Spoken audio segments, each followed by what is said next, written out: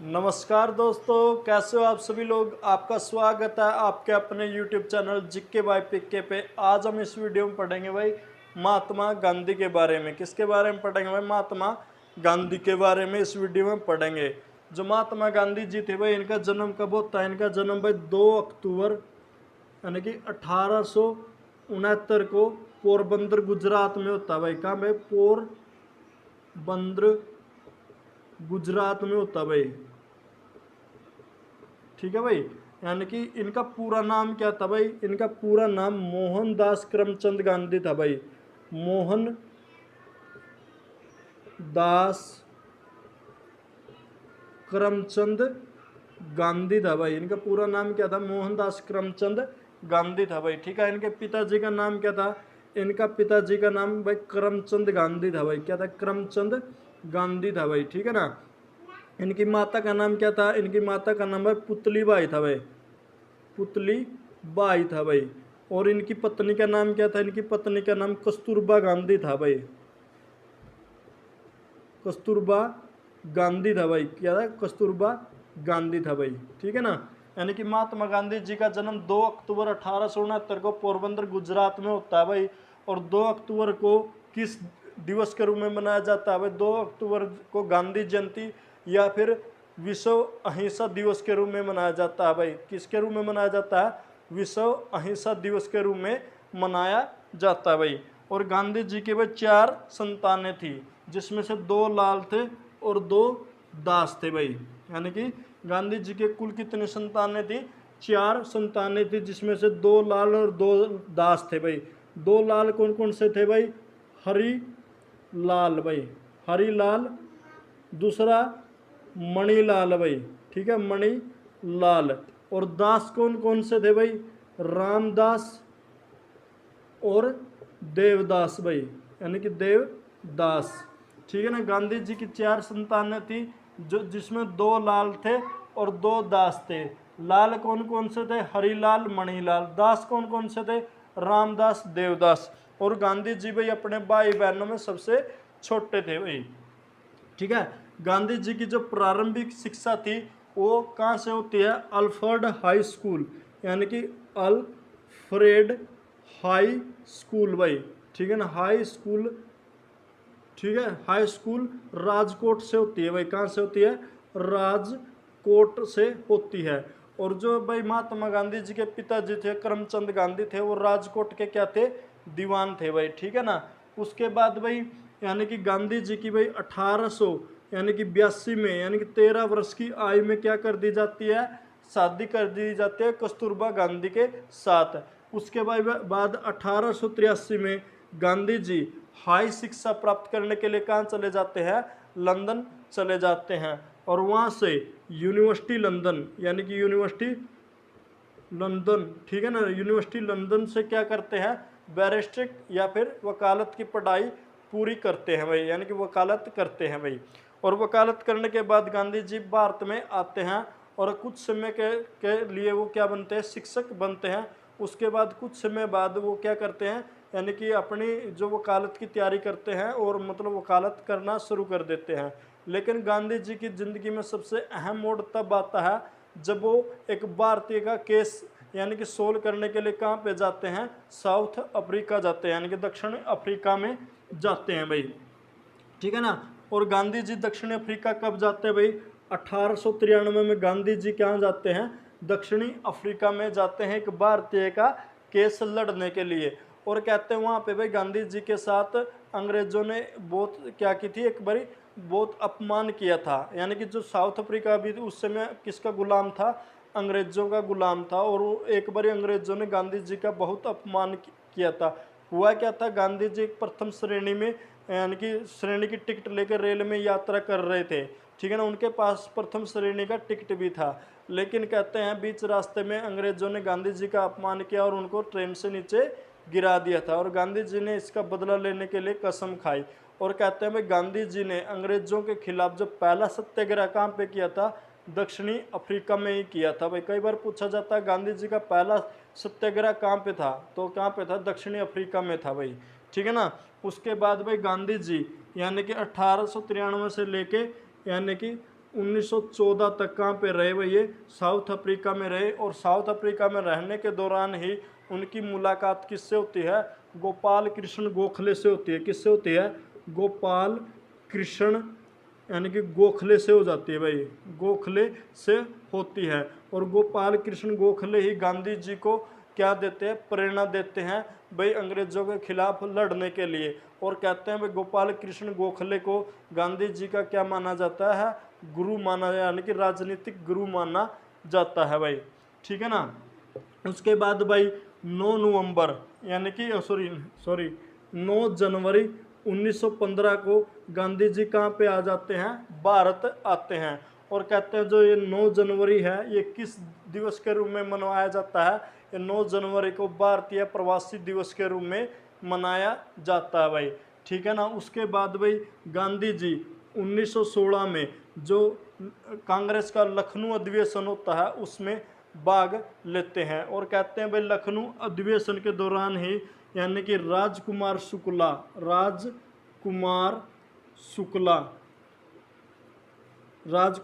जो कहाँ से होते हैं, बिहार से होते हैं।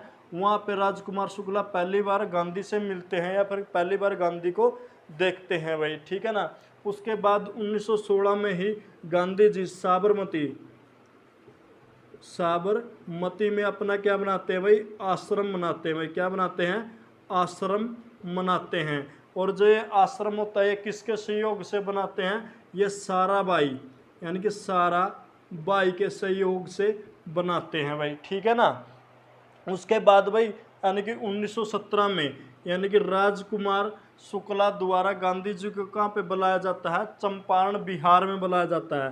यानी कि चंपारण बिहार में बुलाया जाता है किसानों के सहयोग के लिए, यानी कि किसानों की समस्या हल करने के लिए। था क्या भाई, चंपारण। और गांधी जी 1917 में कहाँ पे जाते हैं, चंपारण बिहार में जाते हैं भाई। कहाँ पे जाते हैं, चंपारण बिहार में जाते हैं। और वहाँ पे जाके गांधी जी क्या करते हैं, सत्याग्रह करते हैं भाई। क्या करते हैं, सत्याग्रह या फिर आंदोलन करते हैं भाई। सत्याग्रह करते हैं या फिर आंदोलन करते हैं भाई। तो क्या कई बार ये भी पूछा जाता है भाई भारत में गांधी जी का पहला सत्याग्रह कब था और कहाँ पे किया। भारत में गांधी जी ने अपना पहला सत्याग्रह 1917 में चंपारण बिहार में किसानों के लिए किया भाई। किसके लिए किया, किसानों के लिए किया। और जो क्यों किया था भाई वो हम बताएंगे। यानी कि चंपारण सत्याग्रह था क्या, ठीक है ना। चंपारण सत्याग्रह क्या था, यानी कि था क्या भाई, चंपारण में किसकी खेती होती थी, नील की खेती होती थी। किसकी खेती होती, नील की खेती होती थी भाई। और अंग्रेजों ने वहाँ पे क्या लगा दिया, 3 कठिया लगा दिया भाई। यानी कि 3 कठिया कानून लगा दिया भाई। 3 कठिया कानून था क्या भाई, यानी कि मान लो, यानी कि 3 कठिया ने 3/20, ठीक है ना। यानी कि मान लो एक किसान था, यानी कि किसान था कोई बिहार में चंपारण में, उसके पास कितने कट्ठा थे, 20 कट्ठा थे। तो अंग्रेजों ने एक ऐसा कानून बना दिया, यदि किसी किसान के पास 20 कट्ठा जमीन है तो उसको 20 कट्ठा में से कम 3 कट्ठे पे किसकी खेती करनी होती थी, नील की खेती करनी होती थी। लेकिन नील की खेती करने के बाद समस्या क्या होती थी, नील की खेती करने के बाद जो जमीन थी वो क्या हो जाती थी, बंजर हो जाती थी। और इसलिए किसान इससे परेशान थे। और इसी परेशानी की वजह से किसानों ने क्या कर दिया था, आंदोलन कर दिया था, जिसके में यानी किसानों की सहायता के लिए महात्मा गांधी गए चंपारण। और वहाँ पे गांधी जी ने जाके अपना पहला सत्याग्रह किया था भाई, ठीक है ना। कि अपना पहला सत्याग्रह किया था। मान लो इकट्ठा क्या है, जैसे हरियाणा में क्या होता है भाई, किले होते हैं, ठीक है ना। तो बिहार में क्या होता है, कट्ठा होता है। क्या होता है, कट्ठा होता है। कई जगह बीघा होता है, ठीक है ना।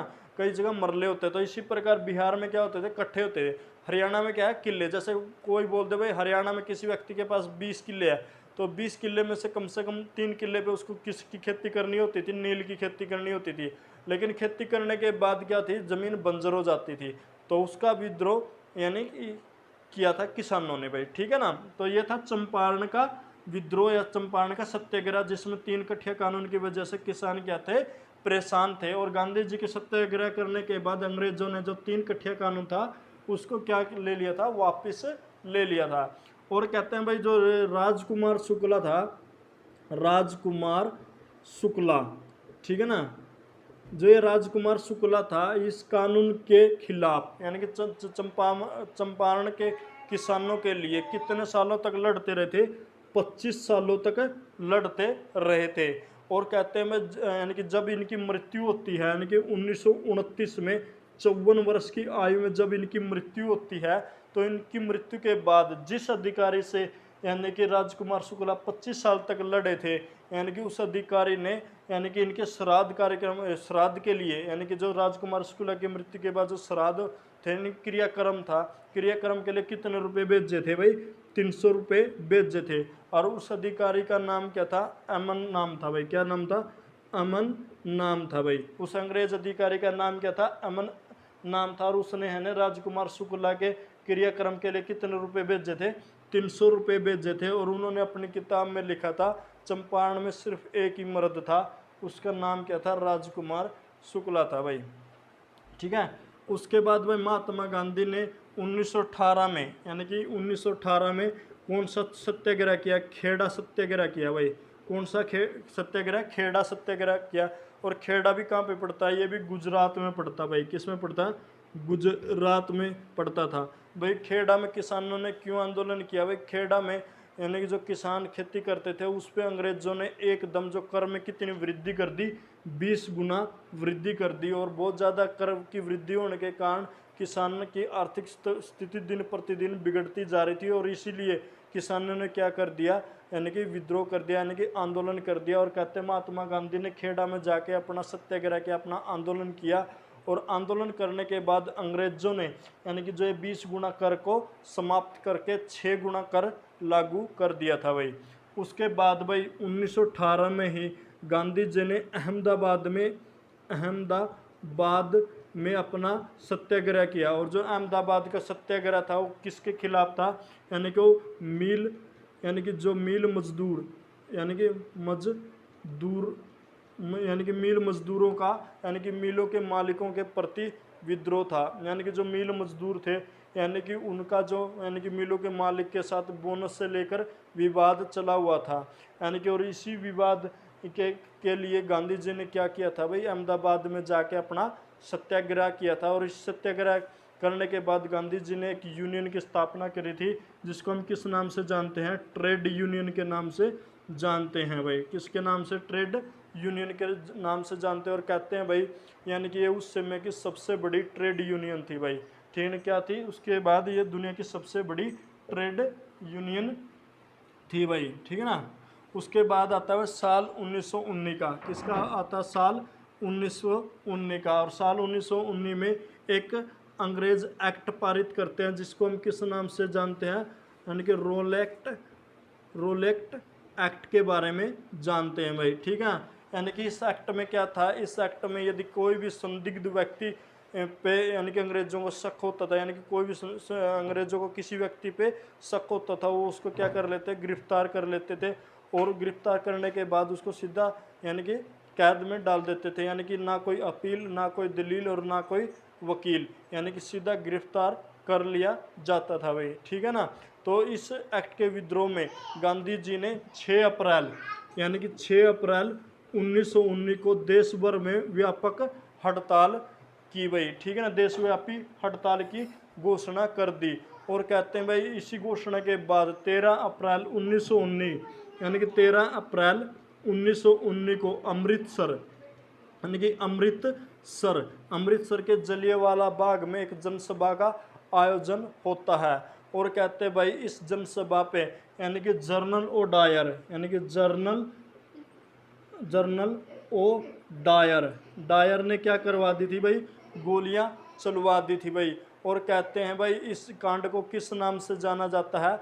जलियांवाला बाग यानी कि हत्याकांड के नाम से जाना जाता है। और अंग्रेजों के अनुसार इस हत्याकांड में कितने व्यक्तियों की मौत हो गई थी? 379 व्यक्तियों की मौत हो गई थी, लेकिन वास्तव में कम से कम 1000 व्यक्ति मारे गए थे भाई, ठीक है ना। और गांधी जी ने इससे आहत होके यानी कि जो अंग्रेजों द्वारा दी गई उनको यानी कि केसर हिंद यानी कि केसर ए हिंद की उपाधि क्या कर दी थी? त्याग दी थी। जो गांधी जी को केसर हिंद की उपाधि कब दी गई थी? 1915 में अंग्रेजों द्वारा दी गई थी।